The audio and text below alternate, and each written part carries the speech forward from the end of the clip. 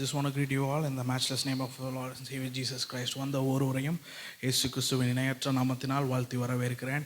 மற்றும் ஊடகம் வழியாக இணைகிற அனைத்து நண்பர்களையும் இயேசு கிறிஸ்துவின் நாமத்தினால் வாழ்த்தி வரவேற்கிறேன். ஆமென். Praise the Lord. தேவன் மகிமைப்படுவாராக. ஆமென். கடைசி காலங்களில் வாழ்ந்து கொண்டிருக்கிறோம். தேவனுடைய வார்த்தை மிகவும் it's so relevant to us. ஆமென். மிகவும் நமக்கு அருகில் இருக்கிறதை நாம் பார்க்கிறோம். ஆமென். யுத்தங்களை கேள்விப்படுகிறோம், கொள்ளை நோய்களையும் கேள்விப்படுகிறோம். அநேக காரியங்களில் அதோடு நிறுத்திவிடுவது இது காலங்காலமாக நடந்து வந்தது தான் என்று நினைத்தாலும், பழைய ஏற்பாட்டு காலங்களிலும் நடந்தது, புதிய ஏற்பாட்டு காலங்களிலும் நடந்தது, இன்றும் நடந்து கொண்டிருக்கிறது. ஆனால் ஒரு சில காரியங்கள், தேவன் சொன்ன காரியங்கள் அப்படி நடைபெற்று கொண்டிருக்கிறதை பார்க்கிறோம். ஆமென். ஒரு வகையில் தேவனை நோக்கி அநேகர் சென்று கொண்டிருக்கிறார்கள். இன்னொரு வகையில் தேவனிடத்தில் இருந்து மற்ற இடத்திற்கு சென்று கொண்டிருக்கிறார்கள். there is a double pull. இரண்டு வகையான காரியமும் நடந்து கொண்டிருக்கிறது. ஆமென். ஒரு பக்கத்தில் தேவனை நோக்கி செல்கிறவர்கள் இருக்கிறார்கள், மற்றொரு பக்கத்தில் தேவனை விட்டு அகன்று போகிறவர்களும் இருக்கிறார்கள். இதில் என்ன நாம் மனதில் கொண்டு வர வேண்டும் என்றால், இது எல்லாவற்றையும் ஆளுகிறவரும் சர்வ வல்லவராகிய தேவனாக இருக்கிறார். ஆமென். அவரை ஏற்றுக்கொண்டவர்களுக்கும் அவர்தான் தேவன். இந்த உலகத்தில் படைக்கப்பட்ட எல்லாவற்றுக்கும் அவர்தான் தேவன். ஆமென். இந்த நாளிலும் தேவனுடைய வார்த்தைக்கு நாம் திரும்புவதற்கு முன்பாக ஒரு சில காரியங்களை நாம் மனதில் கொள்ள நான் இது பண்ணுகிறேன். இஸ்ரவேல் ஜனங்கள் என்பது ஒரு சாதாரண ஒரு கதை இது அல்ல, ஒரு நிஜ வாழ்க்கையில் நடந்த ஒரு காரியத்தை எழுதப்பட்டது. ஆமென். அநேக மற்ற மதங்களை பற்றி பேச வேண்டாம் என்றாலும், யோசித்து ஒரு கதையை எழுதுவதில்லை, ஒரு சரித்திரபூர்வமான ஒரு காரியத்தை எழுதப்பட்ட ஒரு காரியம். இந்த நாளிலும் நம் கவனத்தை 1 ராஜாக்கள் புஸ்தகம் 22வது அதிகாரத்துக்கு நம் கவனத்தை திருப்புவோம். அதில் ஒரு இன்ட்ரடக்ஷன் கொடுக்க வேண்டும் என்றால், இது ஒரு சரித்திரபூர்வமாக எழுதப்பட்ட ஒரு புஸ்தகம். எந்த சரித்திர ஆசிரியரும் ஒரு சரித்திரத்தை எழுதும் போது எந்த காரியத்தை எழுத வேண்டும், எந்த காரியத்தை எழுத தேவையில்லை என்று அவர்கள் முடிவு பண்ணி எழுதுகிற ஒரு காரியம். இந்த இதில் 1 ராஜாக்கள் 22வது அதிகாரம் 1 ராஜாக்களை பற்றி சொல்ல வேண்டும் என்றால், ராஜாக்கள் தேவனால் ஏற்படுத்தப்பட்டார்கள். ஆனால் முதலாவது மக்களே தேவனுடைய ராஜரீகம் வேண்டாம் என்று சொல்லிவிட்டு ஒரு மனிதனுடைய ராஜரீகத்தை தேடி போனார்கள். அதன் விளைவாக தேவன் ராஜாக்களை ஏற்படுத்தியிருப்பார் அவருடைய நேரத்தில். ஆனால் அதற்கு மக்கள் முந்தி கொண்டார்கள். சவுல் என்கிற ஒரு ராஜா வந்தான். ஆரம்பம் சரியாக இருந்தது. அவன் ஓட்டத்தில் சில காரியங்கள் தேவனுக்கு பிரியமில்லாமல் நடந்ததினால் தேவனுடைய சித்தத்தை அவனால் செய்து முடிக்க முடியாமல் போய்விட்டது. மற்ற ஒரு ராஜாவை தேவன் இருதயத்துக்கு ஏற்றவன் என்று தெரிந்து கொண்டார். அவனுடைய வாழ்க்கையும் ரொம்ப சிறப்பாக போகவில்லை, ஏற்ற இறக்கமாக தான் போயிருந்தது. ஆனால் அவன் தேவனோடு நடந்தபடியால் தேவன் செய்ய நினைத்ததை செய்து முடித்தார். ஆமென். 1 ராஜாக்கள் இந்த 22வது அதிகாரம் கடைசியாக அந்த ஒரே சவுலின் கையில் கொடுக்கப்பட்ட ஒரே நாடாக இருந்தது 2 நாடாக பிரிந்து போனது. 2 சாலமோனுடைய குமாரர்கள் வரும் பொழுது அது பிரியப்பட்டது நம்ம அறிந்திருப்போம். பிரிந்ததில் நார்தன் கிங்டம், சதர்ன் கிங்டம் என்று சொல்வார்கள். வடக்குல உள்ளவங்க யார் என்று பார்த்தீர்கள் என்றால் இஸ்ரவேல் ஜனங்கள். சவுத் தெற்கில் உள்ளவங்க யூதா ஜனங்கள் பிரித்து கொள்ளப்பட்டார்கள். யூதா ஜனங்கள் தாவீதுடைய அடுத்த குமாரர்களால் ஆளப்பட்டார்கள். இஸ்ரவேல் ஜனங்கள் அடுத்த இதில் ஆளப்பட்டாங்க. அநேக காரியங்களில் பார்த்தீர்கள் என்றால் இஸ்ரவேல் புத்திரர்களும் சரி, யூதா புத்திரர்களும் சரி, தேவனுக்கு உகந்த காரியத்தை செய்யவில்லை. ஆனால் அதில் ஒரு ஓகே அப்படின்னு சொல்கிறது யூதா ஜனங்களை சொல்லலாம். யூதா ராஜாக்கள் தாவீதின் வழியில் நடக்க முயற்சி செய்தார்கள். யோசபாத் ராஜாவாக இருக்கட்டும், ஆசா, இதெல்லாம் கேள்விப்பட்டிருக்கோம். இந்த 22வது அதிகாரத்தில் ஒரு சம்பவம் சொல்லப்படுகிறது. இது மிகுந்த கலக்கத்துக்குள்ள ஒரு காரியமாக காணப்படுகிறது. இது ஒரு சந்தோஷமான செய்தி அல்ல, ஒரு கவலையான செய்தி. இந்த செய்தி இஸ்ரவேல் ஜனங்களுக்கு மாத்திரம் ஒரு பாடமாக அமையவில்லை, காலாகாலத்துக்கு சபைக்கு ஒரு பாடமாக அமைந்திருக்கிறது. ஆமென். ஆவியானவர் சபைக்கு பேச வேண்டிய காரியத்தை அந்த அதிகாரத்தில் மிக தெளிவாக எழுதியுள்ளார். சொல்ல வேண்டுமென்றால், நம்மை பழைய ஏற்பாட்டு சபை என்று இஸ்ரவேல் ஜனங்களை சொல்லலாம், இல்லை என்றால் புதிய ஏற்பாட்டு இஸ்ரவேலர்கள் என்று நம்மளை சொல்லலாம். ஓரளவில் இது சரியாக தான் இருக்கும். ஆமென். ஏனென்றால் நாம் இயேசு கிறிஸ்துவை ஏற்றுக்கொண்டு ரட்சிப்பின் அனுபவத்துக்குள்ள வந்த யாவரும் ஆவிக்குரிய இஸ்ரவேலர்களாக இருக்கிறோம். ஆமென். நம் நடக்கிற பாதை தேவனுக்கு முன்பாக உகந்ததாக இருக்கிறதா என்று இங்கே இருக்கிற நானும் அங்கே உள்ள நீங்களும் முடிவு பண்ண வேண்டிய ஒரு இடத்தில் இருக்கிறோம். ஆமென். ஆவியானவர் சொல்கிற காரியத்தை சபை கேட்க வேண்டும். ஆமென். வேத வசனத்துக்கு, தேவனுடைய வசனத்துக்கு நம் காதுகளை திறக்கிறவர்களாக இருக்க வேண்டும். ஆமென். இந்த நாளிலும் வாசிக்கும்படி கேட்கிறேன். 1 ராஜாக்கள் புஸ்தகம் 22வது அதிகாரம் 13ஆம் வசனத்திலிருந்து 18ஆம் வசனம் வரை. மிகாயாவை அழைக்க போன ஆள் அவனோடு பேசி, இதோ தீர்க்கதரிசிகளுடைய வார்த்தைகள் ஏகவாக்காய் ராஜாவுக்கு நன்மையாய் இருக்கிறது. உம்முடைய வார்த்தையும் அவர்களில் ஒருவர் வார்த்தையைப் போல இருக்கும்படி நன்மையாக சொல்லும் என்றான். அதற்கு மிகாயா, கர்த்தர் என்னிடத்தில் சொல்வதையே சொல்லுவேன் என்று கர்த்தருடைய ஜீவனை கொண்டு சொல்லுகிறேன் என்றான். அவன் ராஜாவினிடத்தில் வந்தபோது ராஜா அவனை பார்த்து, மிகாயாவே, நாங்கள் கீலேயாத்திலுள்ள ராமோத்தின் மேல் யுத்தம் பண்ண போகலாகாதா என்று கேட்டான். அதற்கு அவன், போ, உமக்கு வாய்க்கும், கர்த்தர் அதை ராஜாவின் கையில் ஒப்பு கொடுப்பார் என்றான். ராஜா அவனை பார்த்து, நீ கர்த்தருடைய நாமத்திலே உண்மையை அல்லாமல் வேறு ஒன்றையும் என்னிடத்தில் சொல்லாத படிக்கு நான் எத்தனை தரம் உன்னை ஆணையிடுவிக்க வேண்டும் என்று சொன்னான். அப்பொழுது அவன், இஸ்ரவேல் எல்லாரும் மேய்ப்பனில்லாத ஆடுகளைப் போல மலைகளிலே சிதறிக்கப்பட்டதை கண்டேன். அப்பொழுது கர்த்தர், இவர்களுக்கு எஜமான் இல்லை, அவரவர் தம் தம் வீட்டிற்கு சமாதானத்தோടെ திரும்ப கடவர்கள் என்றார் என்று சொன்னான். அப்பொழுது இஸ்ரவேலின் ராஜா யோசபாத்தை நோக்கி, இவன் என்னை குறித்து நன்மையாக அல்ல தீமையாகவே தீர்க்க தரிசனம் சொல்லுகிறவன் என்று நான் உம்மோடே சொல்லவில்லையா என்றான். அப்பொழுது அவன் சொன்னது, கர்த்தருடைய வார்த்தையை கேளும். கர்த்தர் தம்முடைய சிங்காசனத்தின் மேல் வீற்றிருக்கிறதையும் பரமசேனை எல்லாம் 18 வரைக்கும் போதும். தேவனுக்கு மகிமை உண்டாகட்டும். இந்த காரியத்தை நாம் கேட்டோம். இதற்கு பின்னணி ஒன்று இருக்கிறது. 2 ராஜாக்கள் இருக்கிறார்கள், 2 வகையான தீர்க்கதரிசிகள் இருக்கிறார்கள். ஒரு சைடில் பார்த்தோம் என்றால், ஒருவன் அரசியல் ரீதியாக ஞானமானவன், உலக ரீதியாக பார்த்தால் இவன் அரசியலுக்கு சரியானவன் என்று காணப்படுகிறான். இன்னொரு வகையில், இன்னொரு இடத்தில் பார்த்தால் அரசியலிலும் நல்ல சிறந்தவனாக இருக்கிறான், தேவ பக்தி உள்ளவனாகவும் இருக்கிறான். ஒருவன் அரசியலை பயன்படுத்தி தன் லாபத்துக்காக காரியங்களை முடித்துக் கொள்கிறான். இன்னொருவன் தேவனுடைய சித்தம் என்ன என்று கேட்டு அதன்படி நடக்கிறவனாக இருக்கிறான். ராஜாக்கள் புஸ்தகங்கள் முழுவதாகவே நாம் வாசித்து கொண்டு வந்திருந்தோம் என்றால் ஒரு காரியத்தை நாம் புரிந்து கொள்வோம். தேவனோடு அவர்களுடைய நடக்கை எப்படி இருக்கிறதோ அதே போல்தான் அவர்களுடைய நடக்கை இந்த உலகில் இருக்கும். ஒரு யுத்தத்துக்கு போகிறதுக்கு முன்பாக ஒரு ராஜாக்கள், அதுவும் பொதுவாகவே இந்த நாட்களில் நீங்கள் எங்கே கேட்டாலும் அதிக அவார்டு வாங்கினது, அதிக நோபல் பிரைஸ் வாங்கினது யார் என்று கேட்டால் யூத ஜனங்களாக தான் இருப்பார்கள். இந்த நாட்களில் நான் சொல்கிறேன், அந்த நாட்களிலும் அவர்கள் மூளை இல்லாதவர்கள், மிக சிறந்த யோசிக்கக்கூடியவர்கள், யூகித்து ஒரு காரியத்தை செய்து முடியக்கூடியவர்கள். ஆகாப் ராஜா அதை போல் ஒருவனாக தான் இருந்தான். அவன் தேவனுக்கு பிரியமில்லை என்றாலும் தேவன் அவனை வைத்திருந்தார், அவன் மாறுவான் என்று பார்த்தார். இதுக்கு முந்தின அதிகாரத்தில் பார்த்தோம் என்றால் ஒரு அநியாயத்தை அரங்கேற்றி இருப்பான். அது தனி செய்தி. அது அந்த அநியாயத்தை அரங்கேற்றி விட்டு அவனை சொன்ன உடனே தேவனிடத்தில் போய் மன்னிப்பு கேட்பான். தேவனும் அவனை மன்னித்து விடுவார். ஆகாப் என்கிற ஒரு அக்கிரமக்காரன், அவன் செய்த அக்கிரமங்கள் அநேகங்கள். அவனுடைய மனைவியாக ஏசபேல் என்கிற ஒரு நபர் இருந்தார். அவள் ரொம்ப கொடூரமான ஒரு காரியத்தை அரங்கேற்ற ஒரு நபராக இருந்தார். ஆகாபும் ஏசபேலும் சைன் ஈவன் அவர்கள் கடைசி காலத்திலும் அவர்களை ஒரு இதாக ஏசபேலுடைய இது ரெவலேஷன்ல வெளிப்படுத்தல் வரைக்கும் வருகிறது. ஒரு அடையாளமாக பார்க்கிறோம் நாம். ஒரு அரகன்ட் கேரக்டரான ஒரு பீப்புளாக ஒரு மக்களாக இருந்தார்கள் அவர்கள். என்ன என்று பார்க்கிறோம் என்றால், இந்த அதிகாரத்தில் ஆரம்பிக்கும் போது இது பண்ணுறான், 400 முதலாவது ஃபஸ்ட்டு பார்த்தோம் என்றால் த அலையன்ஸ்.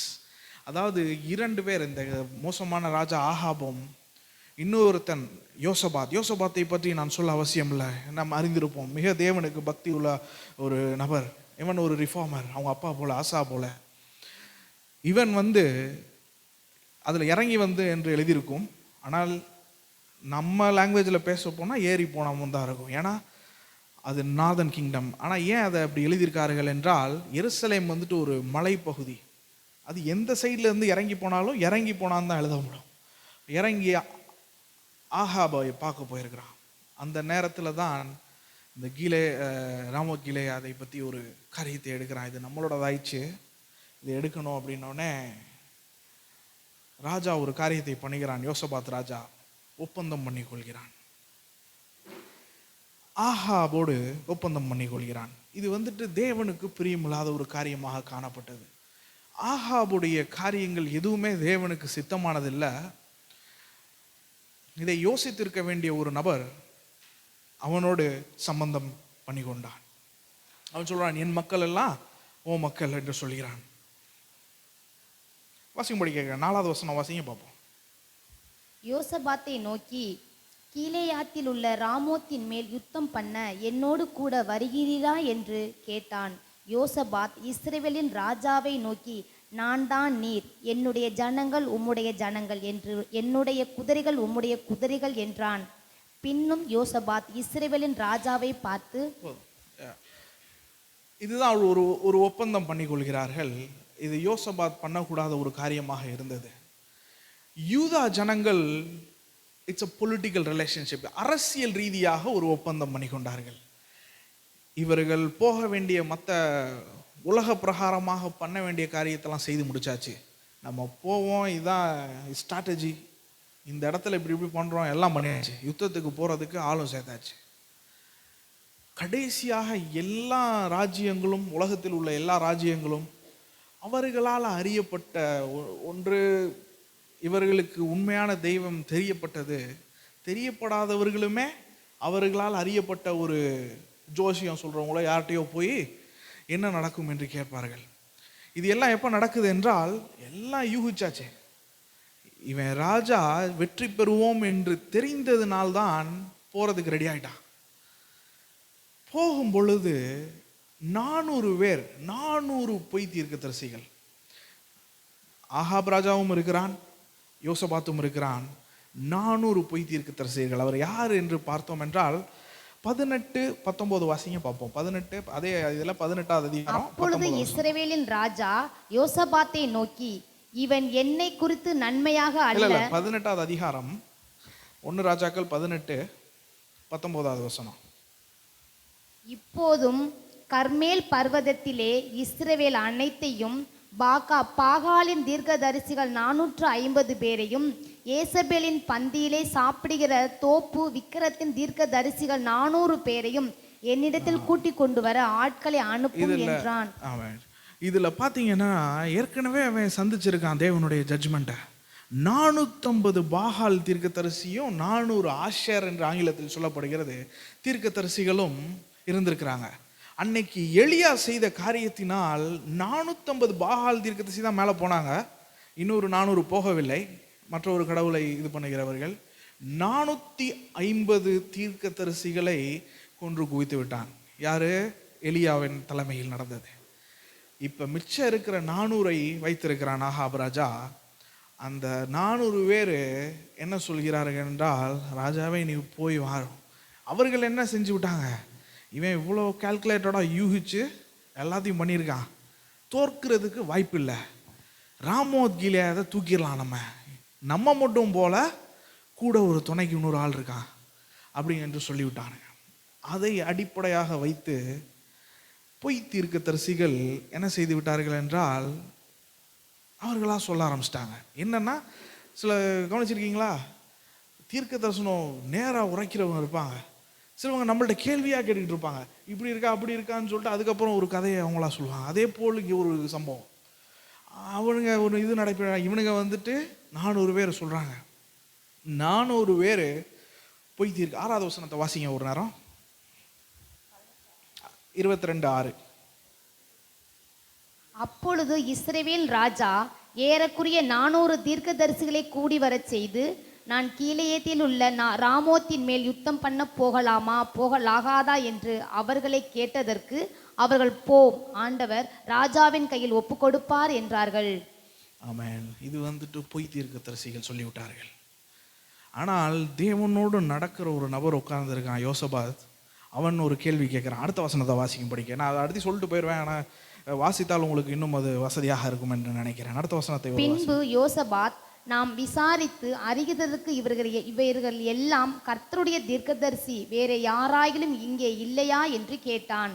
அப்பொழுது இஸ்ரவேலின் ராஜா யோசபாத்தை நோக்கி, கர்த்தரிடத்தில் விசாரித்து அறிகிறதற்கு இம்லாவின் குமாரனாகிய மிகாயா என்னும் இன்னும் ஒருவன் இருக்கிறான், ஆனாலும் நான் அவனை பகைக்கிறேன். அவன் என்னை குறித்து நன்மையாக அல்ல தீமையாகவே தீர்க்க தரிசனம் சொல்லுகிறவன் என்றான். அதற்கு யோசபாத், ராஜாவே, அப்படி சொல்ல வேண்டாம் என்றான். ஆமென். யோசபாத் கேட்குறான். இந்த 400 பேர் அவனுக்கு சாட்டிஸ்ஃபிகேஷன் இல்லை. ஏன்னா அவனுக்கு தெரியும், என்ன இது வந்துட்டு நம்ம வந்துட்டு டெமோக்ரஸியில் வாழ்கிறோம், அவர்கள் வாழ்ந்தது தியோக்ரஸி. மக்கள் ஓட்டு போட்டு தேர்ந்தெடுப்பதில்ல, தேவனே அங்கே கிரியை செய்கிறவராக இருக்கிறார். அங்கே நடுவில் வந்துட்டு இங்கே நம்ம சொல்லுறோம் இல்லையா, by the people for the people, அவங்களுக்கு அப்படி கிடையாது. தேவன் தான் நடுவாக இருந்தார். ஆமென். ஆலயம்தான் அவர்களுக்கு ஒரு காரியமாக இருந்தது. தோரா என்று சொல்லப்படுகிற வேத புஸ்தகம்தான் ஒரு முக்கியமான ஒரு காரியமாக காணப்பட்டது. ஆனால் ஆகாப் ராஜா அப்படி தலைகீழ ஒரு காரியத்தை செய்துவிட்டான். யோசபாத் ராஜா தெளிவு கூர்ந்து கேட்கிறான், டிசன்மெண்ட். அவன் யோசிக்கிறான், ஒரு தேவ தீர்க்கதரிசி கூட இங்கே இல்லையா தேவனுடைய வார்த்தையை சொல்கிறதுக்கு? ஏன்னா அவனுக்கு தெரியும், என்னதான் யூகிச்சாலும் என்னதான் பிளான் போட்டாலும் எவ்வளோ உளவுத்துறையை அனுப்பி கணக்கு எடுத்துகிட்டு வந்தாலும் எல்லாம் வல்ல இறைவன் ஒருவர் இருக்கிறார், அவருக்கு தான் முடிவுகள் தெரியும் என்று. அதை அறிந்த அவன், ஒரு தேவனுடைய தீர்க்கதரிசி கூட இல்லையா? ஏன்னா இவன் நினச்சிருப்பான், இவர்களுக்கு வந்துட்டு ராஜா மேலே உள்ள ஒரு ராஜாவுடைய ஆளுமை மேலே உள்ள ஒரு நம்பிக்கையில் இவனுங்கெல்லாம் பேசுகிறானுங்க. இவனுங்க இப்படி பேசுறதுக்கு ராஜாவும் காசு கொடுத்துட்ருக்கான். அடுத்த வசனத்தில் நம்ம பார்த்தோம், கேட்டவனே சொல்கிறான், அப்படி ஒருத்தன் இருக்கான்ப்பா, அவனோட பெரிய தலைவலியாக இருக்குது, நான் செய்கிறதுக்கெல்லாம் ஆப்போசிட்டாகவே எல்லாம் பேசிகிட்டு இருக்கான் அப்படிங்கிற மாதிரி. அதை சொன்ன மாத்திரத்தில் அது ஒரு நகைச்சுவையான ஒரு இடம். அது ஆக்சுவலி அவனே ஃப்ரஸ்ட்ரேட் ஆகி ரொம்ப ஒரு கடுப்பில் பேசுகிற மாதிரி இருக்கும் அந்த இடத்துல. சொன்ன உடனே அதற்கு அடுத்து பார்த்தோம் என்றால் அவனை தேவனுடைய தீர்க்கதரிசி அந்த ஒருவன் என்று பார்க்கிறோம். 11வது வசனத்தை வாசிக்கும்படி கேட்கிறேன். கேனானாவின் குமாரனாகிய சிதேக்கியா தனக்கு இருப்பு கொம்புகளை உண்டாக்கி, இவைகளால் நீர் சீரியரை முட்டி நிர்மூலமாக்கி போடுவீர் என்று கர்த்தர் சொல்லுகிறார் என்றான்.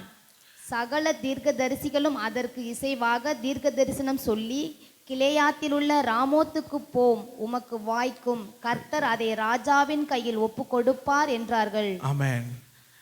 இதை சொல்றது யாருன்னா, சிதேக்கியா என்பது 400 தீர்க்கதரிசிகளுடைய தலைவன்.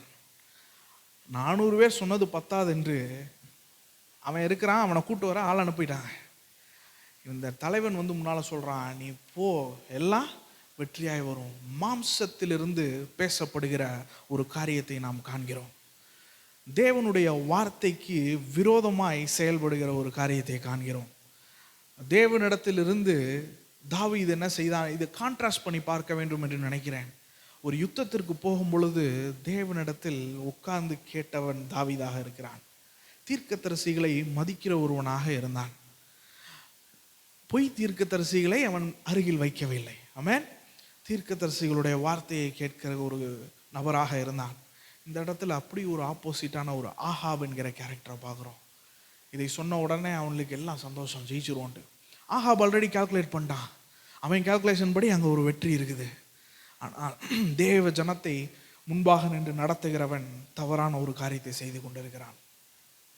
அது அவன் மட்டும் செய்யவில்லை, இஸ்ரவேல் ஜனங்களே அநேக காரியங்களை செய்து கொண்டிருக்கிறார்கள். ராஜா ஒரு he is a symptom of the problem. அவன் ப்ராப்ளம் இல்லை, he is a symptom there. அந்த நாடே சரியில்லை என்கிற ஒரு தேவனை விட்டு விலகி நடந்து கொண்டு இருக்கிறார்கள் என்று காணப்படுகிறது. அன்பான தேவ ஜனமே, இந்த கடைசி காலத்தில் நாம் வாழ்ந்து கொண்டு இருக்கிற நமக்கு அநேக காரியங்கள் நாம் மனதில் கொள்ள வேண்டும். இந்த நாட்களிலும் தேவனுடைய வார்த்தையில் நடப்பது கடினமான ஒரு காரியமாக இருக்கிறது. அநேக நேரங்களில் மாம்சமும் ஆவிக்கும் உள்ள ஒரு வேறுபாடு நடந்து கொண்டே இருக்கிறது. சில நேரங்களில் காம்ப்ரமைஸ், சில காரியங்களை சரி இருக்குதுன்னு தெரியும், அதை செய்யாமல் போயிடுவோம் அப்படிங்கிற ஒரு நோக்கங்கள் விதைக்கப்படுகின்றன. அநேகருக்கு என்ன நினைவுகள் வந்துடுவது என்றால், ஒரு சில காரியங்களை வேதத்தில் இருக்கிறதுன்னு எங்களுக்கு தெரியுது, அதெல்லாம் பேசாதீங்க என்று சொல்லிவிடுகிறார்கள். அப்படியும் தாண்டி ஒரு போதகர் பேசிவிட்டால், எங்களுக்கு இதையெல்லாம் பேசாத ஒரு ஆட்களிடத்தில் நாங்கள் சென்று விடுகிறோம் என்று சொல்லிவிடுகிறார்கள். அன்பானவர்களே, இது நம்ம புதுசாக அன்னைக்கு கண்டுபிடிக்கவில்லை. வாசிக்கும்படி கேட்கிறேன். 1 கொரிந்தியர் 15 இல்லை 2 தீமோத்தேயு 3:4 வாசிக்கும்படி கேட்கிறேன். 2 தீமோத்தேயு 3:4.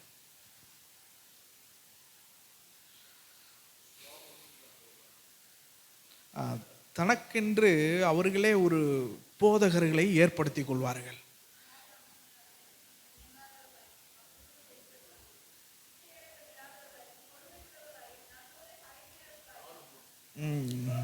நாலு 3க்கா 2 தீமோத்தேயு 4:3 4:3 தானே ரெடி.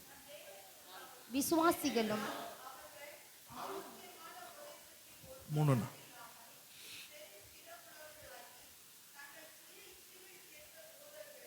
எஸ் ஆமென்.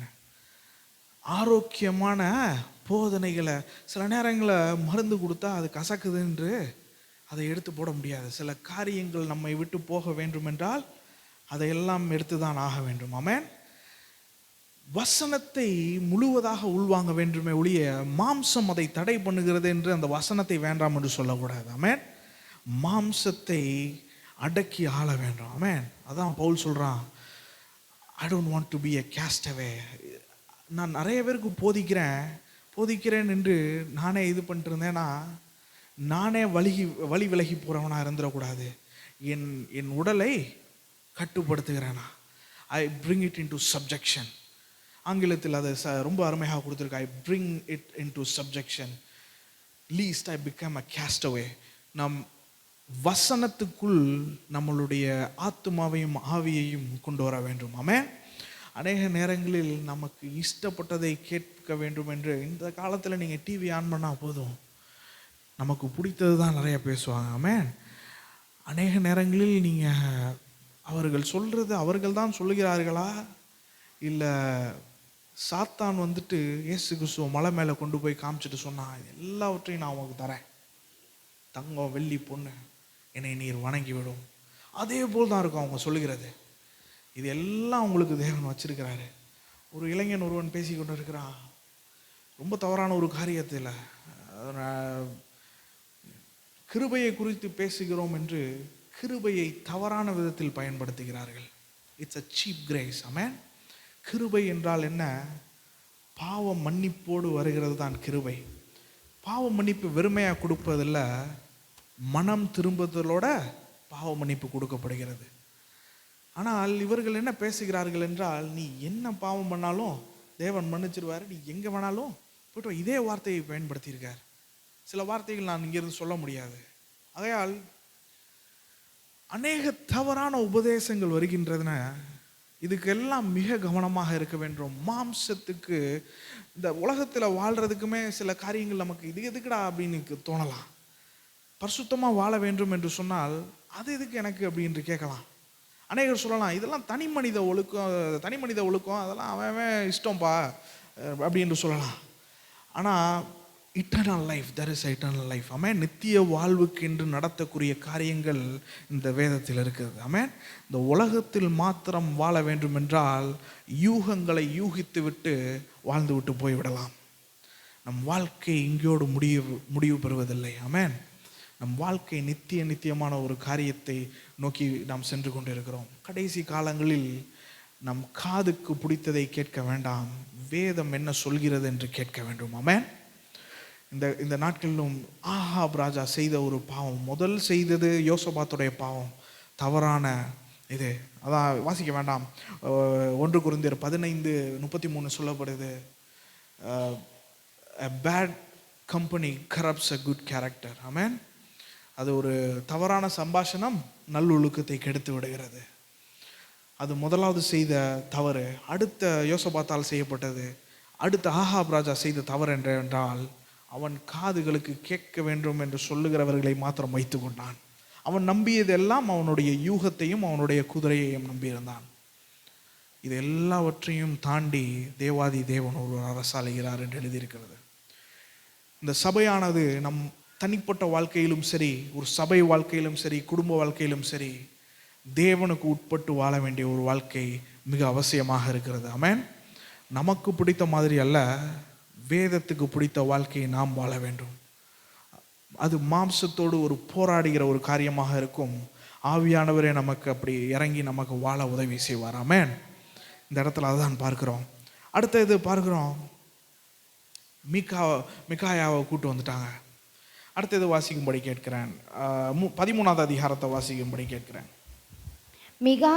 மிகாயாவை அழைக்க போன ஆள் அவனுடன் பேசி, இதோ தீர்க்கதரிசிகளுடைய வார்த்தைகள் ஏகவாக்காய் ராஜாவுக்கு நன்மையாய் இருக்கிறது. உம்முடைய வார்த்தையும் அவர்களில் ஒருவர் வார்த்தையைப் போல இருக்கும்படி நன்மையாக சொல்லும் என்றான். ஆள் அனுப்பிவிட்டான் ராஜா. அவன் சொன்னான், அவன் நல்லதே சொல்ல மாட்டான்னு ஆல்ரெடி சொல்லிட்டு ஆள் அனுப்பிவிட்டு, அனுப்பின ஆளும் அவன் சொல்கிறான், ராஜாக்கு எல்லாம் 400 பேர் நல்லது சொல்லிட்டான், அவனோட தலைவனும் நல்லது சொல்லிட்டான், நீனும் நல்லது சொல்லிட்டு பேசாமல் போயிரு அப்படின்னு சொல்லிட்டான். அதுக்கு அடுத்த வசனத்தில் அவன் சொல்கிறான், 14 வாசிக்கும்படி கேட்க. அதற்கு மிகாயா, கர்த்தர் என்னிடத்தில் சொல்வதையே சொல்லுவேன் என்று கர்த்தருடைய ஜீவனை கொண்டு சொல்லுகிறேன் என்றான். Praise the Lord. ஆமென். இங்கே உட்கார்ந்துருக்கிறது 2 லெசன் இருக்குது. இங்கே நம்ம கேட்குறது ஒன்று, தேவன் உங்களிடத்தில் ஒரு காரியத்தை சொல்ல சொன்னால் நேரடியாக போய் சொல்ல வேண்டும். ஆமென். அதற்கான தைரியமும் வேண்டும். அது ஆவியானவர் தருவார். யாருக்கும் ஒளித்து மறைத்தல்ல, நீங்கள் சொல்லுகிற காரியம் ஒருவருடைய உயிரை கூட காப்பாற்றலாம். ஆமென். அநேக நேரங்களில் தேவன் இடைப்படுகிற காரியங்களை சத்தியத்துக்காக நிற்க வேண்டியது அவசியமாக இருக்கிறது. அநேக நேரத்தில் தேவன் காதுகளில் சொல்லுவதல்ல, நம் வேதத்தை வாசிக்கும் போது சில காரியங்கள் நம்ம உடன்பட மாட்டோம். ஆமென். அந்த காரியத்திற்கு எதிராக நிற்க வேண்டியது நமது கடமையாக இருக்குது. டிப்ளமேட்டிக்காக இருக்கிறது சரி, அது ஒரு, ஆனால் டிப்ளமேட்டிக்காக இருக்கிறோன்னு நினச்சி கொண்டு ஒரு பாசிவ் லைஃப், நம்ம அநியாயத்தை அரங்கேற்றுறது மற்றும் தவறில்லை, அநியாயம் நடக்கும்போது பார்த்து கொண்டு இருக்கிறதும் தவறாக முடிந்து விடுகிறது. ஆமென். அதில் ஒரு தேவ மனிதன் சொல்லுகிறார், அநேகர் செய்த தப்புக்காக போவாங்க, அநேகர் செய்யாத தப்புக்கு போவாங்க. ஏன்னா இவங்க செய்யவில்லை, செய்யும் பொழுது அவர்களுக்கு அதை நிறுத்துவதற்கு வலிமை இருந்தும் நமக்கு எதுக்கு பிரச்சனைன்ட்டு ஓரமாக ஒதுங்கி போனவர்கள் இருக்கார்கள். ஆமென். இந்த இடத்துல பார்க்குறோம், அவன் சொல்கிறான், அதெல்லாம் ஒன்றும் செய்ய முடியாது, நான் சத்தியத்தை சொல்வதற்கு என்னை தேவன் அழைத்து இருக்கிறார், நான் சத்தியத்தை தவிர வேற எதையும் நான் சொல்ல போவதில்லை. அநேக நேரங்களில் ஒரு முதல் செய்தி எடுக்கும் பொழுது, நாம் சபைக்கு எடுக்கும்போது நான் எடுத்த செய்தி ஒன்று, ஆனால் நான் கொடுத்தது வேற ஒன்று. 2 செய்தி கடைசியாக எடுத்த செய்தியை தான் நான் கொடுக்க வேண்டியதாக இருந்தது. அந்த செய்தியை நான் விருப்பத்துடன் கொடுக்கவில்லை. அந்த நேரத்துக்கு எனக்கு அதை கொடுக்க வேண்டும் என்று மிகுந்த ஒரு I felt the word of God in my heart. தேவனுடைய வார்த்தையின் வலிமை என் இதயத்தில் உணர்ந்தேன். அந்த நேரத்தில் என்னோடு பேசியது, நான் அதை பேச வேண்டும் என்று தள்ளப்பட்டேன். I felt the grace of God to carry on that message. சில நேரங்களில் நாம் விருப்பம் வேற ஒன்றாக இருக்கலாம், ஆனால் தேவன் என்ன சொல்கிறாரோ அந்த வழியில் நாம் செல்வது தான் நமக்கு மாத்திரமல்ல, நம்மை சுற்றி உள்ளவர்களுக்கும் அது நலமான காரியமாக இருக்கும். ஆமென். அதில் தான் மிகாயாட்டிருந்து கற்றுக்க வேண்டிய ஒரு காரியம், சத்தியம் என்றால் எங்கள் காதில் கேட்போம், சத்தியம் என்றால் அதை தான் நாங்கள் சொல்வோம். ஆமென். அந்த இடத்துல பார்த்தீர்கள் சொல்லிட்டான். அடுத்து 15வது வசனம் நம்ம வாசிக்கும்படி கேட்கிறேன். அவன் ராஜாவினிடத்தில் வந்தபோது ராஜா அவனை பார்த்து, மிகாயாவே, நாங்கள் கீலேயாத்தில் உள்ள ராமோத்தின் மேல் யுத்தம் பண்ண போகலாகாதா என்று கேட்டான். அதற்கு அவன், போம், உமக்கு வாய்க்கும், கர்த்தர் அதை ராஜாவின் கையில் ஒப்பு கொடுப்பார் என்றான். ஒரு சர்க்காசமா சொல்றான். அவன் வந்துட்டான், இவனுக்கு எகெயின்ஸ்டாக தான் சொல்ல போறான்னு தெரியும். இருந்தாலும் ராஜா சும்மா கேட்குறான், என்னப்பா போகலாமா யுத்தத்துக்கு அப்படின்னு கேட்குறான். அவன் சொல்கிறான், போ அதெல்லாம் நல்லா நடக்கும் அப்படிங்கிற மாதிரி சொல்லி விட்டுட்டாங்க. அவன் சொன்னோடனே ராஜாவுக்கு தெரிஞ்சிருச்சு, இவன் சொல்கிறது உண்மை கிடையாது, இவன் சும்மா நம்ம இதில் சொல்ல ரொம்ப நக்கலாக பேசுகிறான் அப்படிங்கிற மாதிரி, சர்க்காசம் என்று சொல்வார்கள் ஆங்கிலத்தில். அப்படி என்று நினைத்து கொண்டு ராஜா சொல்கிறான், நான் உன்னை எத்தனை நாள் சொல்லியிருக்கேன், நீ உண்மையை தவிர வேறு எதுவும் பேசக்கூடாது என்று. அப்படின்ன உடனே திரும்ப உண்மையை சொல்கிறான். வாசிக்கும்படி கேட்கிறேன், அடுத்த வசனத்தை 17வது வசனத்தை வாசிக்கும்படி கேட்கிறேன். ராஜா அவனை பார்த்து, நீர் கர்த்தருடைய நாமத்திலே உண்மையை அல்லாமல் வேறு ஒன்றையும் என்னிடத்தில் சொல்லாத படிக்கு நான் எத்தனை தரம் உன்னை ஆணையிடுவிக்க வேண்டும் என்று சொன்னான். அப்பொழுது அவன், இஸ்ரவேல் எல்லாரும் மேய்ப்பனில்லாத ஆடுகளைப் போல மலைகளிலே சிதறப்பட்டதை கண்டேன். அப்பொழுது கர்த்தர், இவர்களுக்கு எஜமான் இல்லை, அவரவர் தம் தம் வீட்டிற்கு சமாதானத்தோடே திரும்ப கடவர்கள் என்றார் என்று சொன்னான். அடுத்த வசனம் வாசிங்க. அப்பொழுது இஸ்ரவேலின் ராஜா யோசபாத்தை நோக்கி, இவன் என்னை குறித்து நன்மையாக அல்ல தீமையாகவே தீர்க்க தரிசனம் சொல்லுகிறவன் என்று நான் உம்மோடே சொல்லவில்லையா என்றான். அதாவது நான் தான் சொன்னேன்ல, இவன் என்னை பற்றி ஒரு நல்ல காரியம் சொல்ல மாட்டான் அப்படின்ட்டு சொல்கிறான். ஏன்னா அவனுக்கு ஆல்ரெடி தெரியும், நம்ம தேவன் வழியில் நடக்கவில்லை, நம்ம வழியில் போயிட்டுருக்கோம், நம்ம வழியோ எல்லாம் யூகித்து காரியங்களில் நகட்டிகிட்டு இருக்கோம். இவன் என்னடானா தேவனிடத்தில் வந்து சொல்கிறேன்ட்டு நம்ம செய்கிறதுக்கெல்லாம் எகெயின்ஸ்டாக ஏதாவது ஒன்று செஞ்சு விட்டுக்கிட்டு இருக்கான். நான் தான் சொன்னேன் இல்லையா, இந்த பாரு இப்படி தான் சொல்லுவான், அவன் இப்படி தான் பேசுவான் அப்படின்ட்டாரு. அவன் அதை பற்றி கவலைப்படல. அவன் ஒரு ஆள், ஒரே நபர், 400 பேர். அநேக நேரங்களில் சபையில் நம்ம பார்க்குறோம் என்னன்னா, சபை என்று சொல்வதை விட நான் ஒரு பெரிய சபை என்று சொல்லும் போது நம்ம குறுகி ஒரு இந்த இடத்த நினைத்து கொள்ள வேண்டாம். சபை என்று சொன்னால் நம்ம உலகளாவிய ஒரு சபை என்று நினைத்து கொள்வோம். சபையை தாண்டி உலகத்துலேயுமே ஒரு சைக்காலஜிக்கல் எஃபெக்ட் இருக்குது. நீங்கள் கவனிச்சிங்கன்னா தெரியும். அதில் ஒரு இதே இப்போ ஒரு வீடியோ கூட வந்துருந்துச்சு. ஒரு ஒரு ரிசப்ஷன் எல்லாம் உட்காந்துருப்பாங்க. திடீர்னு ஒரு நபர் எந்திரிச்சு நின்று உட்காருவார். எல்லாரும் அவரை பார்த்துட்டு அதே மாதிரி பண்ண ஆரம்பிச்சிருவாங்க. இது என்னன்னா, ஒருவர் செய்கிறதை அது சரியோ தவறோ, எதுக்கு செய்கிறார்கள், ஏன் செய்கிறார்கள் என்று இல்லை, அவர் செய்கிறாதனால் நானும் செய்ய ஆரம்பித்துடுறேன் என்று போயிடுறாங்க. செத்த மீன் தான் கூட்டத்தோடு ஓடும். ஆமென். எதிர்நீச்சல் அடிக்க வேண்டிய நேரம் வரும். எல்லாரும் பண்ணுறாங்கன்றதுக்காக நம்ம பண்ணிடக்கூடாது. அதுக்காக எல்லாம் செய்கிறதுக்கு எகெயின்ஸ்டாக போகணும்னு சொல்ல வர, சில காரியங்களை சிந்தித்து செயல்பட வேண்டும். இந்த நேரத்தில் 400 பேர் சொல்லிட்டாங்கன்னு அவன் எவ்வளோ ப்ரெஷர் இருந்திருக்கும். நான் இங்கே சாதாரணமாக பேசி கொண்டு இருக்கிறேன். ஒரு ராஜ அரண்மனையில் அவனுடைய தலை துண்டிக்கப்பட வேண்டிய வலிமை வைத்து கொண்டு ஒருவர் இருக்கிறார். 400 பேர் என்றால் இங்கே இருக்கிறவங்க கூட 400 பேர் இல்லை, 400 பேர் தீர்க்கதரிசிங்க மட்டும்.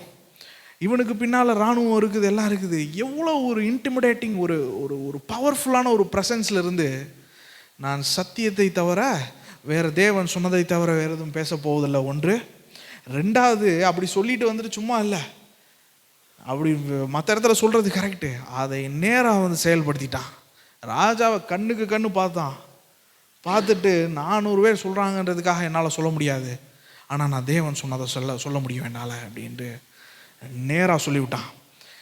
இதில் என்ன இவனை யோசிக்கல என்றால், ராஜா யூகம்லாம் வகித்தாரே, யுத்தம் இதுவரைக்கும் இவ்வளோ சக்ஸஸ்ஃபுல்லாக இத்தனை நாள் இருந்துட்டாரே அப்படி என்றெல்லாம் அவன் யோசிக்கலை. தேவன் ராஜாக்களை ஏற்றுகிறவரும் இறக்குகிறவருமாக இருக்கிறார். அவர் வந்துட்டு அவர் செயல்படுத்துகிற ஒரு காரியத்தை எந்த யூகங்களும் இது பண்ண முடியாது. உடனே அவன் இது பண்ணிட்டான். அதை பார்த்தோன்னே அவன் கோவமாயிட்டான். நான் சொன்னேன்ல அப்படின்னோடனே அடுத்து 24வது வசனத்தை வாசிக்கும்படி கேட்கிறேன். அப்பொழுது கேனானாவின் குமாரனாகிய சிதேக்கியா கிட்டே வந்து மிகாயாவை கன்னத்தில் அடித்து, கர்த்தருடைய ஆவி எந்த வழியாய் என்னை விட்டு உன்னோடே பேசும்படி வந்தது என்றான். அதற்கு மிகாயா, நீ ஒளித்து கொள்ள உள்ளுரையில் பதுங்கும், அந்நாளிலே அதை காண்பாய் என்றான். சிதேக்கியா என்கிறவன் என்ன பண்ணுறான்னா, அந்த தலைவன் வந்து ஓங்கி அடிச்சிடறான் உண்மையை சொன்னதுக்காக. அநேக நேரத்தில் நம்ம யோசிக்கிறோம், தேவன் சொன்னார் நான் அதை செய்கிறேன், எந்த எதிர்ப்பும் நமக்கு வராதுன்னு நினச்சிட்றோம். அப்படி சொல்லிட்டு செஞ்சவனுக்கு ஒரு மோசமான அடி. அது அடி வலி இல்லை, வலி வந்துட்டு அடி கிடையாது. அத்தனை பேர் முன்னால் வச்சு அடிச்சிட்டானேங்கிறது தான் வலி. வலி வந்துட்டு ஃபிசிக்கல் கிடையாது, இங்கே இருக்குது வலி இல்லையா? அந்த வழியில் அவன் இருக்கிறான். என்னடா தேவன் தானே என்று இப்படி சொன்னார், ஏன் இந்த இடத்துல இப்படி நடந்து விட்டது என்று யோசிக்கிறான். ஆனால் அதற்கெல்லாம் கவலைப்படல. அவன் சொன்னான், இதெல்லாம் நடக்கும், அது நடக்கும்போது உன்னை தூக்கி உள்ளே போட்டுருவானுங்க பாரு என்று சொல்லிவிட்டான். அடுத்த வசனத்தில் 28 வாசிக்கும்படி கேட்கிறேன். அப்பொழுது மிகாயா, நீர் சமாதானத்தோடு திரும்பி வருகிறது உண்டானால் கர்த்தர் என்னை கொண்டு பேசினதில்லை என்று சொல்லி, ஜனங்களே நீங்கள் எல்லாரும் இதை கேளுங்கள் என்றான். பின்பு இஸ்ரவேலின் ராஜாவும் யூதாவின் ராஜாவாகிய யோசபாத்தும் கீலேயாத்தில் உள்ள ராமோத்துக்கு போனார்கள். போகிறதுக்கு முன்பாக இவனை ஜெயிலில் தூக்கி போட்டுட்டானுங்க. இவனை கொண்டு போய் இதில் வச்சுருங்க, நான் வந்த பிறகு அவனை இது பண்ணிக்கிறேன், சாப்பாடு அளவாக கொடுத்து வைங்க அப்படின்ட்டு. ஆனால் அதற்கு இடையில் ஒரு காரியம் நடக்கிறது. அதை இப்போ அதை விளக்கி பேச வேண்டிய இடம் இருக்கிறது. அதனால் கடைசியாக சொல்கிறேன். 20 to 23 வாசிங்க. அப்பொழுது கர்த்தர், ஆகாப் போய் கீலேயாத்திலுள்ள ராமோத்தில் விழும்படிக்கு அவனுக்கு போதனை செய்கிறவன் யார் என்று கேட்டதற்கு ஒருவன் இப்படியும் ஒருவன் அப்படியும் சொன்னார்கள். அப்பொழுது ஒரு ஆவி புறப்பட்டு வந்து கர்த்தருக்கு முன்பாக நின்று, நான் அவனுக்கு போதனை செய்வேன் என்றது. எதினால் என்று கர்த்தர் அதை கேட்டார். அப்பொழுது அது, நான் போய் அவனுடைய தீர்க்கதரிசிகள் எல்லாரின் வாயிலும் பொய்யின் ஆவியாய் இருப்பேன் என்று. அதற்கு அவர், நீ அவனுக்கு போதனை செய்து அப்படி நடக்க பண்ணுவாய், போய் அப்படி செய் என்றார். ஆதலால் கர்த்தர் பொய்யின் ஆவியை இந்த உம்முடைய தீர்க்கதரிசிகளாகிய இவர்கள் எல்லாருடைய வாயிலும் கட்டளையிட்டார். கர்த்தர் உம்மை குறித்து தீமையாக சொன்னார் என்றான். Praise the Lord. இங்கே என்ன நடக்குதுன்னா, there is a heavenly council. தேவனுக்கு முன்பாக ஒரு காரியம் நடக்குது. அதில் ஒரு ஆவி வந்து சொல்கிறது, நான் போய் பொய்யின் ஆவியாக அந்த பொய் தீர்க்கதரிசிகளோட வாயில் இருக்கிறேன். அநேகருக்கு ஒரு கேள்வி வரலாம், தேவனிடத்தில் ஒரு பொய்யின் ஆவியா என்று. நம் யோபுடைய புஸ்தகத்தில் வாசிச்சிருக்கிறோம். எல்லா இடத்தையும் சுற்றிட்டு வந்து அங்கே தேவனோடு பேசுகிற ஒரு காரியத்தை பார்க்குறோம். அதே போல் இந்த இடத்துல ஒரு இது நடக்குது. அது எபிரேய மொழியில சன்ஸ் ஆஃப் காட். அது வந்துட்டு ஒரு ஏஞ்சலிக் பீயிங் என்கிறது தான் அர்த்தம். அதாவது ஒரு தூதனை போல் ஒரு இது. ஆனால் அது வந்துட்டு ஒரு பொய்யின் ஆவி. அது வந்துட்டு பொய்யின் ஆவி தான், ஆனால் தேவனுடைய கட்டுப்பாட்டில் இருக்கிறது. ஆமென். தேவனுக்கும் அநேகர் சொல்கிறார்கள், தேவனும் சாத்தானும் எதிரி கிடையாது. தேவன் எல்லாவற்றுக்கும் மேல் அரசாளுகிறார். அவருக்கு கீழே தான் எல்லா காரியமும் செயல்படுகிறது. ஆமென். யோபுடைய புஸ்தகத்தில் வாசிச்சிருப்போம், அவருடைய கட்டளை அனுமதி இல்லாமல் ஒரு காரியத்தை கூட யோபு இடத்திலிருந்து எடுக்க முடியாத ஒரு சூழ்நிலை இருந்தது. அதே போல் உள்ள ஒரு பொய்யின் ஆவி இந்த பொய் தீர்க்கதரிசிகளுடைய நாவில் போய் உட்கார்ந்து கொண்டிருந்தது. அது ஏன் அப்படி செய்ததென்றால், அது தேவனுடைய சித்தத்தை இது செய்வதற்காக ஒரு காரியம் நடக்கப்படுகிறது. இதுக்கு ஒரு கேள்வி கேட்கலாம், இது எப்படி தேவன் அனுமதித்தார் என்று. அதற்கு பதில் வந்துட்டு ரோமர் 1:8 வாசிக்கும்படி கேட்கிறேன். ரோமர் 1:8.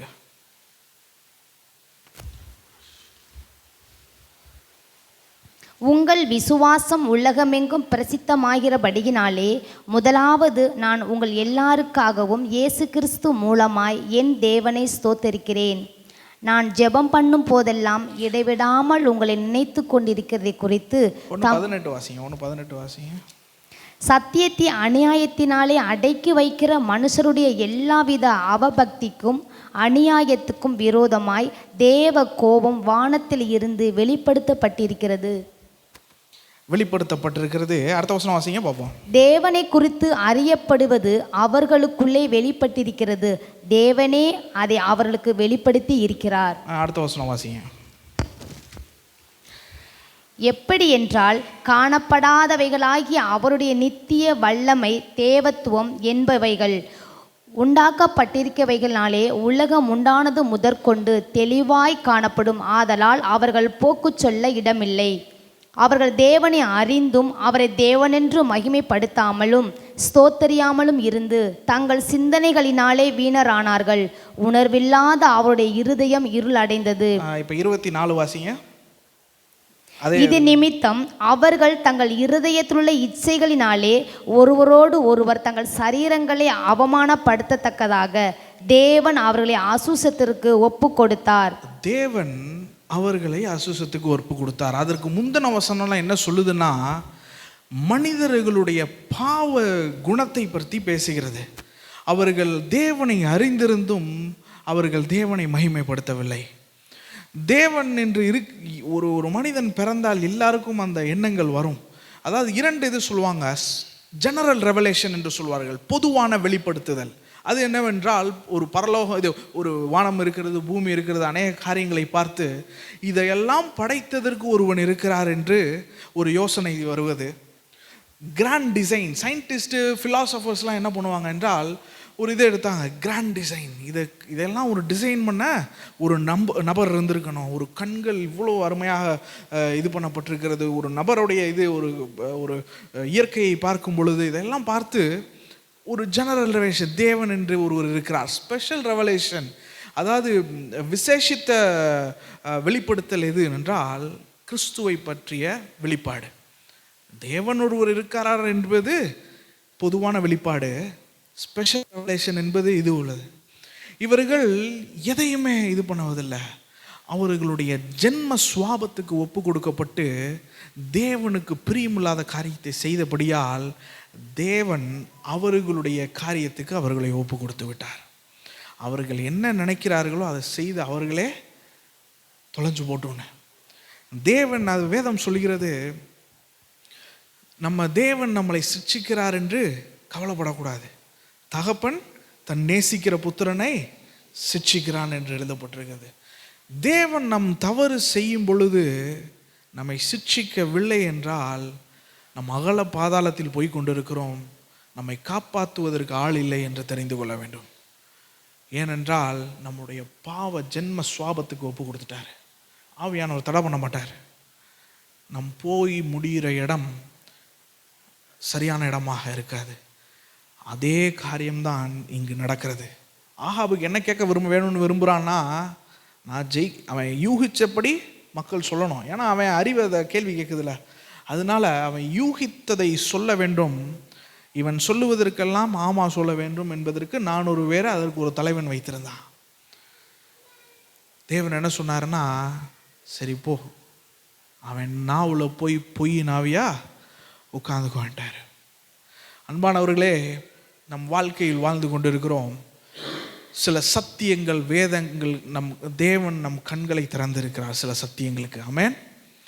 தேவனால் நாட்டப்படாத யாவும் யாதா இருந்தாலும் இங்கே இருக்காது. ஆமென்.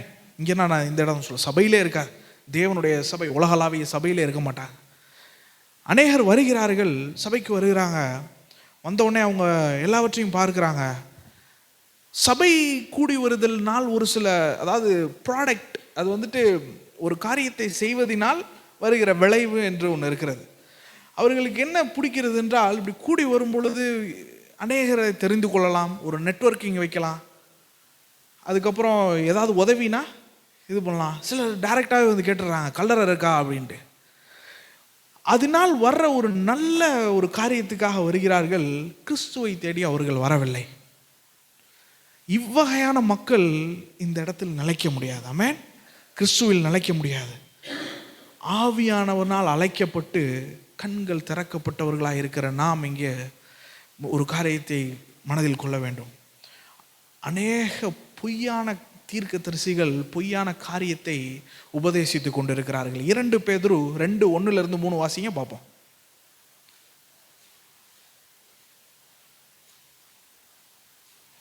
2 பேதுரு 2:1-3.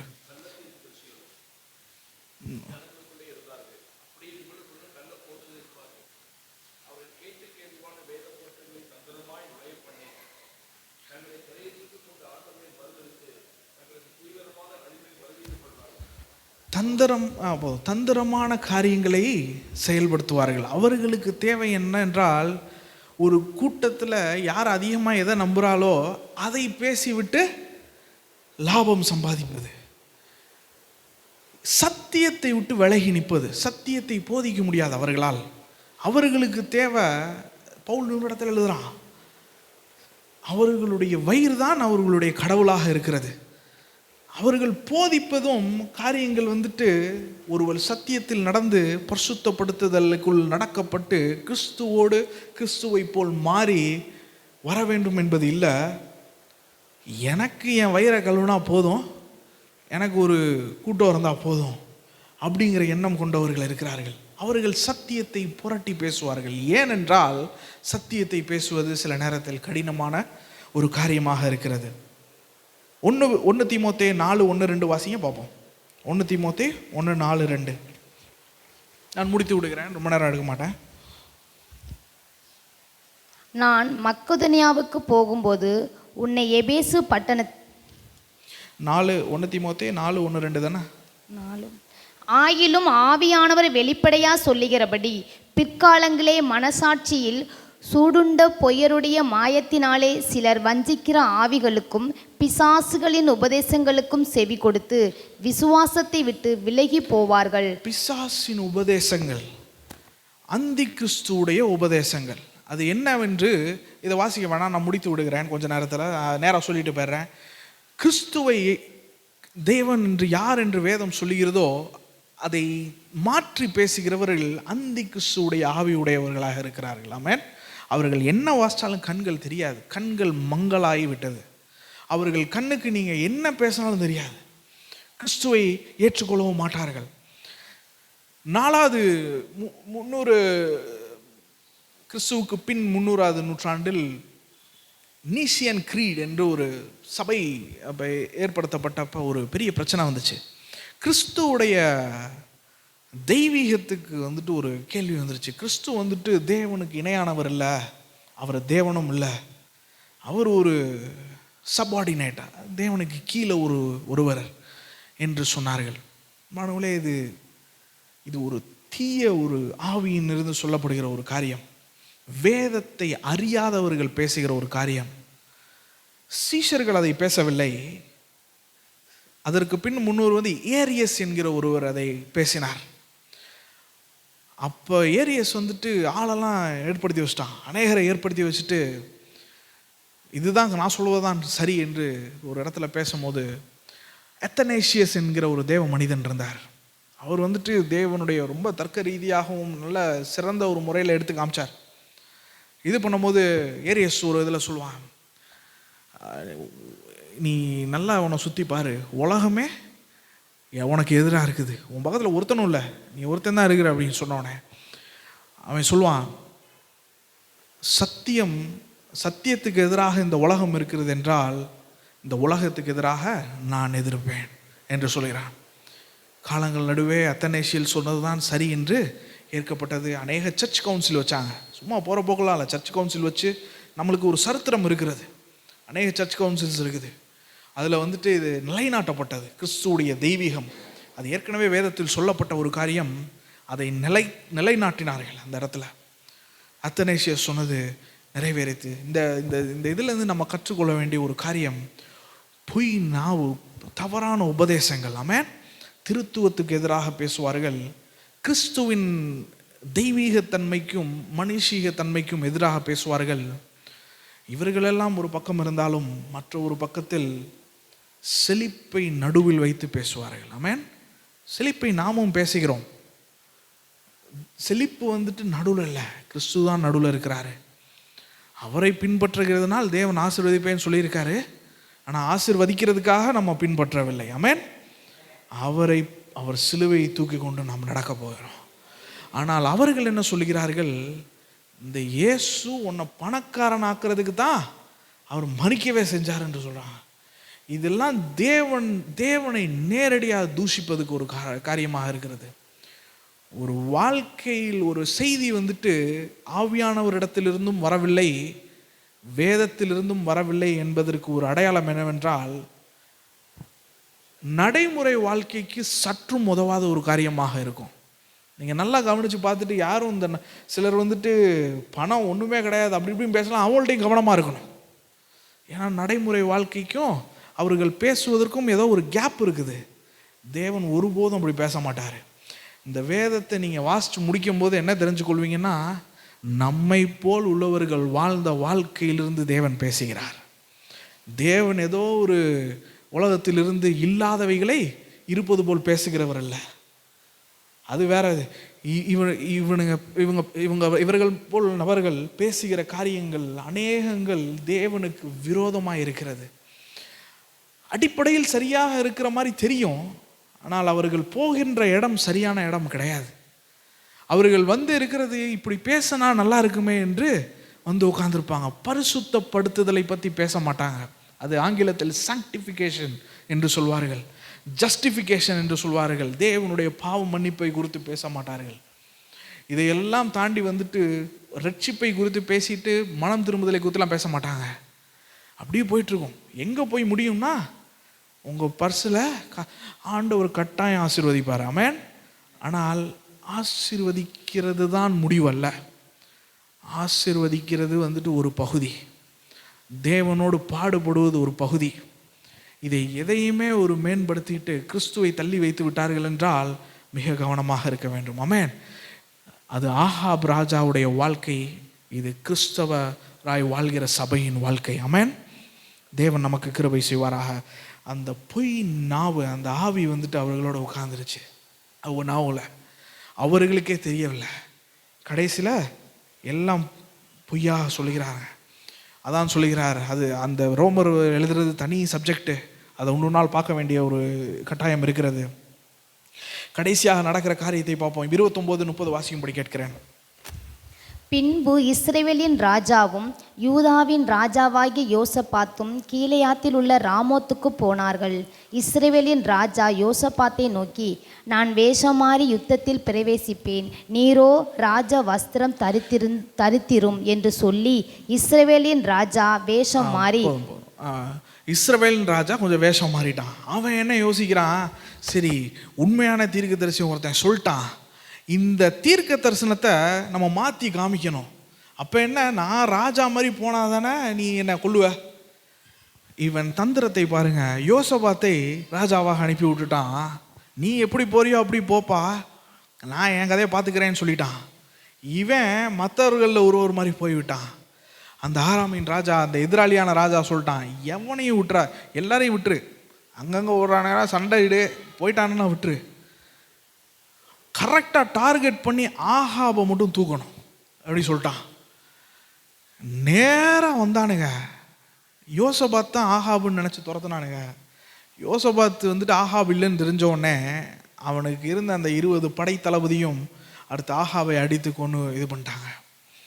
சமாரியாவுக்கு எடுத்து செல்லும் பொழுது அவனுடைய ஒரு இதில் சேரியாட், அவனுடைய ரதத்தை கழுவும் போது அந்த ரத்தம் இது பண்ணும்போது நாய்கள் நக்கிட்டு இருந்து எழுதியிருக்குது. அதை வாசிக்க வேணாம், முடித்து விடுகிறேன். அதுக்கப்புறம் இன்னொரு காரியமும் எழுதியிருக்கு, அதை நீங்கள் வீட்டில் போய் வாசித்து கொள்ளுங்கள். ரொம்ப கொடுமையான ஒரு மரணத்தை தேவனுடைய வார்த்தைக்கு எதிராய் போனவன் அந்த இடத்துல பார்க்கிறோம். இது ஒரு சந்தோஷமான ஒரு காரியம் அல்ல. இது சந்தோஷமான ஒரு காரியமாக முடியவில்லை. ஏனென்றால் அவன் யூகம் சரிதான், தேவனுடைய வார்த்தை அவனை தொடவில்லை, அவன் ஒப்பு கொடுக்கவில்லை. ஆமென். தேவனுடைய வார்த்தைக்கு ஒப்பு கொடுக்காத ஒரு காரியத்தினால் கடைசியாக இறுதியாக முடிகிறது. தேவன் என்ன சொன்னாரோ அதே போல் நடந்து முடிந்தது அவன் வாழ்க்கையில். ஆனால் இதே இது 18 வாசிக்க வேண்டாம், 18வது 2 செகண்ட் கிரானிக்கல்ஸ் 2 நாளாகமும் 18வது அதிகாரத்தில் தேவன் வந்துட்டு எப்படி யோசபாத்தை காப்பாற்றினாருன்னு எழுதியிருக்காங்க. இதே அதிகாரம் தான் அங்கே ரிப்பீட் ஆகுது. கடைசியாக தேவனுடைய வார்த்தை அங்கு நிலை பெற்றது. அநேக நேரங்களில் நாம் இந்த உலகத்தில் வாழ்ந்து கொண்டிருக்கிறோம். தேவன் வந்துட்டு நமக்கு வந்துட்டு தனியாக விட்டு போகவில்லை. ஆமென். வேத வார்த்தையை விட்டு போயிருக்கிறார். இதுவர்கள் எல்லாவற்றுக்கும் மேலே ஆவியானவரை விட்டு கொண்டு போயிருக்கிறார். ஆமென். ஒரு காரியத்தை சொல்ல வேண்டி வருகிறேன். ஆவியானவர் சொல்கிறார் என்று சொல்லிவிட்டு நம்ம எதையும் செய்து விடக்கூடாது. ஏன் ஆவியானவரை நம்ம நம்பலையா, ஆவியானவர் விட பைபிள் பெருசா அப்படின்னு ஒரு கேள்வி வரலாம். அப்படி கிடையாது. ஆவியானவர் தான் சொல்லுகிறாரா என்கிற ஒரு கேள்வி இருக்க வேண்டும். அநேக வேதாகம கல்லூரியில் படித்து கொண்டிருக்கிறவர்கள் ஆவியானவர் சொன்னார் என்று தற்கொலை பண்ணவர்கள் இருக்கிறார்கள், ஆவியானவர் சொன்னார் என்று அபார்ஷன் பண்ண சொன்னவர்கள் இருக்கிறார்கள், ஆவியானவர் தேவன் சொன்னார் அப்படி என்று சொன்னார், தேவன் வரப்போறாருன்னு சொல்லி மலையில் நின்று ஒரு மாஸ் சூசைடல் அநேகர் இறந்தவர்கள் இருக்கிறார்கள். நம்ம ஏற்கனவே சரித்திரத்தை பார்த்திருந்தோம். இதெல்லாம் தேவன் சொன்னார் என்று சொன்னார்கள், அதெல்லாம் ஆவியானவர் சொல்லவில்லை. அது எப்படி தெரியும் என்றால் வேதத்துக்கு புறம்பாக தேவன் சொல்ல மாட்டார். ஆமென். This is a guideline. இதுதான் நம்மை வழி நடத்தி செல்லும் ஒரு காரியமாக இருக்கிறது. ஆவியானவர் மிக முக்கியமானவராக இருக்கு. ஆவியானவர் தான் பேசுகிறாரா என்று வேதம் தான் நமக்கு சொல்ல வேண்டும். ஆமென். இந்த உலகத்தில் வாழ்கிற நமக்கு துணை வந்துட்டு ஆவியானவராக தான் இருக்கிறார். ஆவியானவரும் தேவ வார்த்தையும் தான் துணையாக இருக்கிறது. நல்ல வெற்றிகரமாக ஆரம்பித்தார்கள். ஆகாபும் ஒரு அரண்மனையிலிருந்து பேசினார்கள். மனிதனுடைய கண்களுக்கு அவர்களுடைய குதிரையின் வலிமை தெரிந்தது. யூகித்து பார்த்ததில் அவர்களுடைய வெற்றி புரிந்தது. தேவனுடைய சத்தத்தை கேட்காததினால் அவர்களுடைய வாழ்க்கை ரொம்ப அகல பாதாளத்தில் முடிந்தது. சபைக்கு தேவன் பேசுகிற வார்த்தை இதுதான். சபையாக நாம் வாழ்வதாலும் சரி, தனிப்பட்ட வாழ்க்கையிலும் சரி, குடும்ப வாழ்க்கையிலும் சரி, சத்தியத்தில் நிலைத்து நிற்க வேண்டும். ஆமென். சத்தியத்திற்கு எதிராக எதற்கும் நாம் போய்விடக்கூடாது. இரண்டாவது காரியத்தில் பார்க்கிறோம், அவருடைய வார்த்தைக்கு செவி கொடுக்கிறவளாக இருக்க வேண்டும். ஆமென். பொய்யான காரியங்கள் நிறைய பேர் சொல்கிறாங்களே என்று நம்பிடக்கூடாது. நிறைய பேர் சொல்கிறாங்களே சரியான நிறைய, அதுக்கு நல்ல உதாரணம் என்னென்னா எலெக்ஷனில் பார்க்குறோம். நிறைய பேர் எலெக்ட் பண்ணி தான் ஒருவர் வருகிறார். அவர் சரியானவரா இல்லையான்னு எப்படி தெரியும்? நிறைய பேர் சொல்லுகிறார்கள் என்று அது சரியாக முடியாது. ஆகையால் ராஜாக்கள் புஸ்தகங்கள் முழுவதும் பார்க்கிறோம், ஆகாபுடைய மரணம் ஒரு மோசமான இடத்தில் முடியப்படுகிறது. யோசபாத்துக்கு இறுதியாய் நல்லபடியாக மறிக்கிறான். அவனும் கற்றுக்கொண்ட காரியம் ஆகாதன சம்பாஷணையை விட்டு விலக வேண்டும் என்று கற்றுக்கொண்டான். சபைக்கு தேவன் அதை தான் சொல்லுகிறார். சில காரியத்தில் நாம் தேவன் பாவிகளோடு இருந்தார், ஆகையால் நாமும் பாவிகளோடு இருக்க வேண்டும் என்று தேவன் பாவம் செய்து கொண்டு இருக்கவில்லை. ஆமென். பாவிகளோடு இருந்தார், அவர்களை மனம் திரும்பி கொண்டு வர செய்தார். ஆகையால் வாழ்க்கையில் நடக்கிற நாம் இந்த காரியங்களில் மிக கவனமாக நடக்க வேண்டும். ஏற்கனவே சவுலின் வாழ்க்கையை பார்த்தோம். இதே ராஜாக்கள் புஸ்தகத்தில் இது 1 சாமுவேல் ஆரம்பிக்கிறது. ரொம்ப கவலைகரமாக முடிகிறது. அதுவும் தேவன் அவனுக்கு ஒரு வஞ்சிக்கிற ஆவியை அனுப்பிவிட்டார். அதை அவனே வாங்கி கொண்டான். தேவன் அதை அனுமதித்து விட்டார். தாவீதை போல் வாழ வேண்டும் என்று சொல்லப்படுகிறது. கடைசி வரைக்கும் பார்க்கும் பொழுது ஒருவன் சவுலை போல் இருந்தான், இன்னொருவன் தாவீதை போல் இருந்தான் என்று முடியப்படுகிறது. ஒன்று தகப்பனை போல் நன்றாய் வாழ்ந்தான், இல்லைனால் அவன் தகப்பனை போல் நல்லா வாழவில்லை என்று முடியப்படுகிறது. இந்த நாளிலும் நமக்குள்ள நம் வாழ்கிற காலம் மிக குறைவான காலம். 100 வயசு வரைக்கும் வாழ்வோம் என்று வைத்தாலும் அது ஒரு இட்டர்னிட்டி, ஒரு நித்திய வாழ்வோட கம்பேர் பண்ணும்போது நம்ம ரொம்ப குறைவான காலத்தில் வாழ்கிறோம். நீங்கள் இருக்கிற இடத்துல உங்களை ஒரு சாட்சியாக வைத்திருக்கிறார். இந்த ராஜாக்கள் புஸ்தகத்தில் இன்னொரு செய்தி இருக்கிறது. இந்த உலகத்தில் உள்ள ராஜாக்கள் அனைவரும் குறைபாடோடு காணப்படுகிறார்கள். ஆனால் ஒரு ராஜா ஒரு நாள் வருவார் என்று சொல்லப்படுகிறது. அந்த ராஜா வரும் பொழுது எல்லா ஏழைகளுடைய சத்தத்தையும் கேட்பார். இல்லாதவர்களுக்கு எல்லாம் கிடைக்கப்படும். நியாயத்திற்காக நிலை நிற்பார். இதெல்லாம் வேதம் சொல்கிறது. ஆமென். இப்படிப்பட்ட ஒரு சர்வ அதிகாரி ஒரு நாள் வரப்போகிறார். அவர் மக்கள் எலெக்ட் பண்ணி வரப்போவதில்லை, அவர் தான் ராஜாவாக வரப்போகிறார். ஆமென். அவர் பிரசிடென்ட் அல்ல, அவர் ராஜாவாக வரப்போகிறாரு. அப்படி ஒரு ராஜா வரப்போகிறதுக்காக நாம் காத்து கொண்டு இருக்கிறோம். அந்த ராஜாவுடைய தொண்டர்களாக இருக்கிற நாம் எப்படி வாழ வேண்டும் என்று எழுதி கொடுத்திருக்கிறார். ஆமென். இந்த சத்தியத்தில் நிலை நிற்காத யாரும் அந்த ராஜாவுடைய கோபாக்னையை தான் சந்திப்பார்களே ஒழிய அவருடைய கிருபையை சந்திக்க முடியாது. ஆமென். தேவனுடைய கிருபைக்காகவும் அவருடைய நன்மைக்காகவும் ஜெபம் வேண்டும். இந்த நாளிலும் ஆகாப் ராஜாவுக்கு நடந்த ஒரு யுத்தம், ஒரு சின்ன மீட்டிங், ஒரு ஒரு பொய் தீர்க்கதரிசிகள், அதற்கு எதிராக ஒரு உண்மையான தீர்க்கதரிசி, கடைசியாக அவனுடைய முடிவு. 3 பகுதி. இந்த 3 பகுதியை பார்த்தோம். நம்ம வாழ்க்கையில் இதே தான். நம்ம சபை வாழ்க்கையில் பார்க்குறோம். தேவனுக்கான சத்தியத்தில் வாழ வேண்டும். ஆமென். தேவனுடைய வார்த்தைக்கு செவி கொடுக்க வேண்டும். இந்த ராஜாவின் வருகைக்காக காத்துக்கிட்டு இருக்க நம்ம தேவனுக்கே ஒப்பு கொடுத்து வாழ்க்கையை ஒவ்வொரு இதையும் நாம் செய்வது சரியா தவறா என்று சீர்தூக்கி பார்க்க வேண்டும். ஆமென். கண் மூடி நாம் ஜெபம் செய்வோமா? கண்கள் மூடி ஜெயிப்போமா? Price the Lord. சத்தியத்திற்காக நிற்பது. எதிராக ஆயிரக்கணக்கான நபர்கள் இருக்கலாம். நாம் ஒருவர் தான் ஒரு எல்லையில் இருக்கிறோம். துர்போதனைக்காக ஆயிரங்கள் இருந்தாலும் தேவனுடைய நல்ல போதனைக்கு ஒருவராயிருந்து இந்த சத்தியத்தை நிலைநாட்ட கத்த உதவி செய்வதாக. தேவன் நம் பட்சத்தில் இருக்கக்கூடியது. நமக்கு தேவையான வார்த்தைகளை கேட்க வேண்டும். நாம் விரும்புகிற நம்முடைய வாழ்க்கையில சந்தோஷப்படுத்துகிற வார்த்தை கேட்பது என்பதை விட தேவன் சொல்ல விரும்பின காரியத்தை கேட்பதற்கு நம்முடைய வாழ்க்கையில் ஒப்பு கொடுப்போமாக. பரிசுத்த நல்ல பிதாவே, உமக்கு ஸ்தோத்திரம். வார்த்தைகளுக்காக உமக்கு நன்றி. ஆண்டவரே, நாங்கள் சத்தியத்தில் நிலைத்திருக்க வேண்டும் ஐயா. ஆண்டவரே, செவித்துணர்வுள்ளாய் எங்களுக்கு விருப்பமானவர்களை கேட்டு நாங்கள் நடக்க வேண்டும் என்பது அல்ல. ஆண்டவரே, உம்முடைய சத்தியத்தில் நிலைத்திருக்க நீ சொல்ல விரும்பினதை நாங்கள் கேட்டு செய்ய எச்சரிப்பு, ஆறுதல் எவைகளாக இருந்தாலும் உம்முடைய வார்த்தைகளுக்கு நாங்கள் நடக்க உதவி செய்வதாக ஜெபிக்கிறோம்.